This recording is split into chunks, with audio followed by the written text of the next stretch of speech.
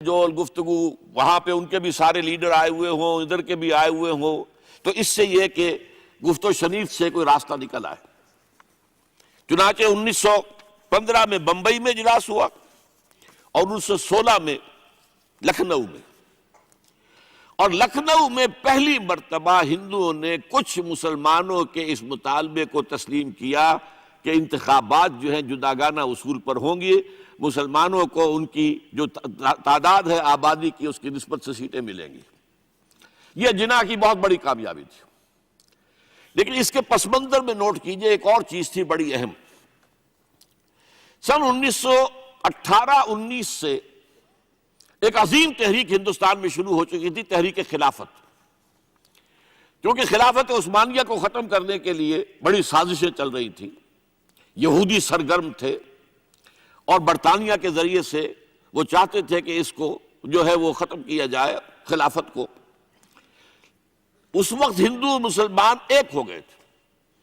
گاندھی خلافت کی تحریک میں شریک ہوا، حالانکہ کہاں گاندھی کہاں خلافت، کیا ان میں رشتہ کیا ہے، لیکن اسے اندازہ ہو گیا تھا کہ اگر ہم نے مسلمانوں کا ساتھ اس وقت نہیں دیا جبکہ پورا ہندوستان گونج رہا تھا، بولی اماں محمد علی کی جان بیٹا خلافت پہ دے دو، ساتھ ہیں تیرے شوکت علی بھی جان بیٹا خلافت پہ دے دو، پورا ہندوستان، ایک عظیم تحریک تھی، اس میں کوئی شک نہیں، بہت بڑی تحریک۔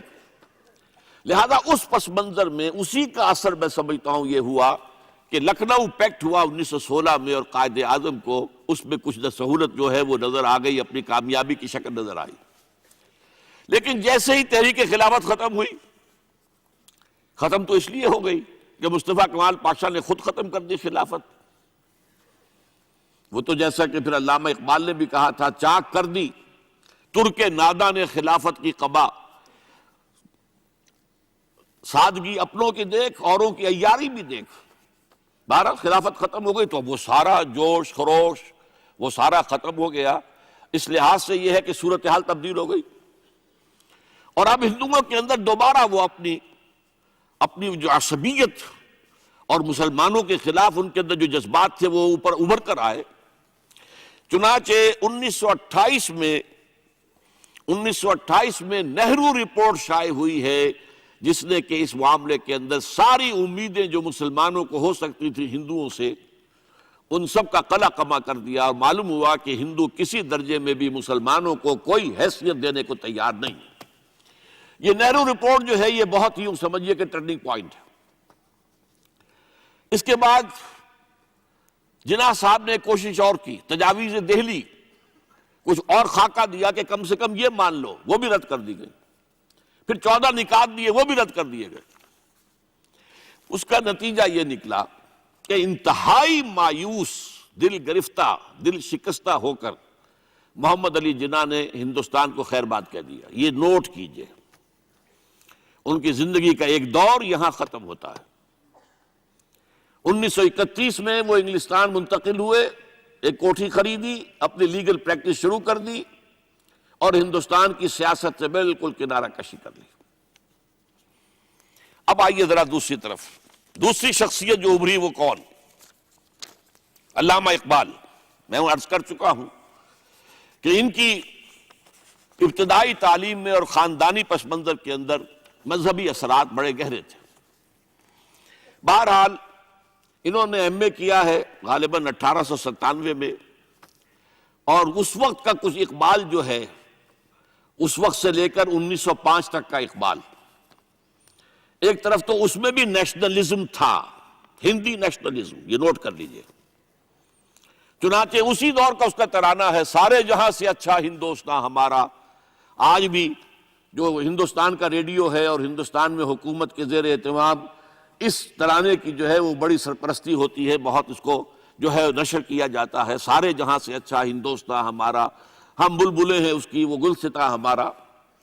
بلکہ اس زمانے میں ایک ایسا شعر بھی انہوں نے کہا ہے جس کی کہ پھر شدید ترین نفی بعد میں ان کے اشعار سے ہوئی ہے۔ انہوں نے ایک نیا شوالہ کے نام سے جو نظم لکھی کہ سچ کہہ دوں اے برہمن گر تو برا نہ مانے، تیرے صنم قدوں کے بت ہو گئے پرانے۔ اسی میں ایک شعر ہے کہ پتھر کی مورتوں میں سمجھا ہے تو خدا ہے، خاک وطن کا مجھ کو ہر ذرہ دیوتا ہے، خاک وطن کا مجھ کو ہر ذرہ دیوتا ہے، اس درجے گہرا انڈین نیشنلزم اقبال کے اندر بھی موجود تھا۔ لیکن جب اقبال انگلستان گئے ہیں، یہ 28 برس کی عمر میں انگلستان گئے ہیں سن 1905 میں، اور 3 سال وہاں رہے انگلستان اور جرمنی، اور بیرسٹری بھی کی، اور چونکہ فلسفی تھے پی ایچ ڈی بھی کر کے آئے۔ اس عرصے میں معلوم ہوتا ہے کہ اقبال کی قلب ماہیت ہو گئی۔ یہ میرا ایک تجربہ ہے، بڑا پرانا ہے، میرا مشاہدہ تھا۔ 1970 میں پہلی مرتبہ میں انگلستان گیا تھا، میرے چھوٹے بھائی وہاں زیر تعلیم تھے، انہوں نے بلایا تھا۔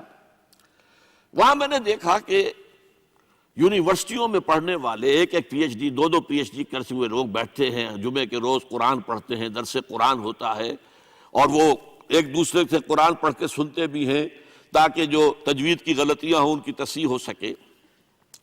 اور میں نے سوچا کہ پاکستان میں اس سطح کے لوگ جو ہیں کبھی اس قسم کی مصروفیت میں مبتلا مجھے تو نظر نہیں آئے۔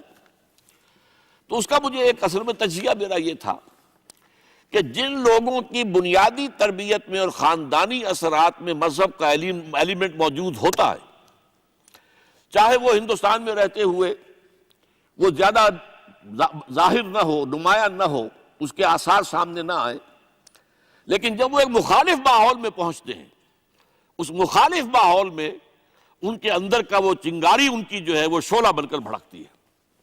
چنانچہ یہ معاملہ میں نے پھر بعد میں امریکہ میں بھی دیکھا، ہر جگہ دیکھا ہے کہ وہاں 2 نتیجے ہوتے ہیں، یا تو یہ کہ ایک آدمی ڈاؤن دی ڈرین گیا تو وہاں کی تہذیب میں رنگا گیا شراب اور یہ اور وہ اور رقص اور سب یہ ساری چیزیں آ گئی، اور یا پھر جو بچ گیا جس کے اندر دین کا کوئی حمیت کا شائبہ تھا وہ پھر بھڑکتا ہے، پھر وہ ایکٹیوسٹ ہوتے ہیں، وہ کام کرتے ہیں۔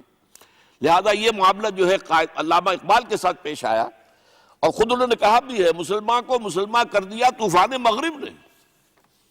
وہاں سے جب یہ واپس آئے ہیں تو اب نوٹ کیجئے 1908 سے 1930 تک یہ جو 22 برس ہیں علامہ اقبال نے کیا کیا، نوٹ کیجئے، وہ آپ جانتے بھی ہیں، میں صرف گنوا رہا ہوں۔ اسلام کے نظام فکر اور فلسفہ اور حکمت کو بیان کیا، اپنی شاعری کے ذریعے سے بھی، اپنی نثر کے ذریعے سے بھی۔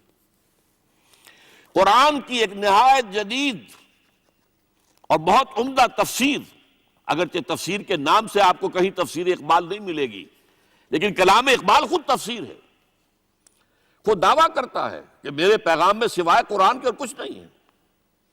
گر دلم آئی نئے بے جوہر است، ورب حرفم غیر قرآن مزمرست، پردہ ناموس فکرم چاک کن، ای خیابہ راز خارم پاک کن۔ یہ مناجات بحضور سرور کائنات صلی اللہ علیہ وسلم، وہ کہتے ہیں کہ اے اللہ کے نبی، اللہ کے رسول، اگر میرے پیغام میں کہیں قرآن کے سوا کوئی شے شامل ہو گئی ہے میری شاعری میں تو آپ میرے فکر کا پردہ چاک کر دیجیے۔ روز محشر خار و رسوا کن مرا، اور قیامت کے دن مجھے ذلیل اور خار کیجیے گا، اور بے نصیب از بوسہ پاک کن مرا، اور مجھے اپنی قدم بوسی سے محروم کر دیجیے گا۔ یہ بات کہہ رہا ہے، اس کا دعویٰ ہے، اس نے جو کچھ کہا قرآن سے کہا، اس کی شاعری جو ہے میرے نزدیک، اور میں نے تو اپنی جو سورسز گنوائی ہیں کہ میں نے جو قرآن مجید کا فکر یا سوچ جو بھی آپ اسے کہیں، جو تھوڑا بہت مجھے میسر ہوا ہے، ان میں نے 8 اشخاص کو نمایاں طور پر بیان کیا ہے۔ 4 یہ ہیں 2 کے جوڑے، 2 ابوین ہیں، ابو الکلام ابو العلا مودودی، ابو الکلام آزاد۔ 2 دکترین ہیں، ڈاکٹر اقبال، ڈاکٹر رفیع الدین۔ 2 شیخین ہیں، شیخ الہند مولانا محمود حسن، جن کا ترجمہ ہے قرآن مجید کا، اور اس پر حواشی ہے شیخ الاسلام شبیر احمد عثمانی کی۔ 2 ہی عین مولانا فراہی اور مولانا اصلاحی، جنہوں نے قرآن مجید کے مضامین کے اندر جو اندرونی نظم ہے اسے واضح کیا۔ علامہ اقبال میری ایک بہت بڑی سورس ہے، بلکہ سب سے زیادہ گہرا اثر مجھ پر جو ہے بچپن سے جو ہوا ہے وہ تو علامہ اقبال کا ہے۔ 5ویں جماعت کا طالب علم تھا جب ان کا یہ شعر میرے ذہن میں کہیں چپک کر رہ گیا ہے، جواب شکوہ کا، وہ زمانے میں معزز تھے مسلمان ہو کر اور تم خار ہوئے تارک قرآن ہو کر۔ پھر علامہ اقبال نے مغربی فکر پر شدید تنقید کی، بہت بڑا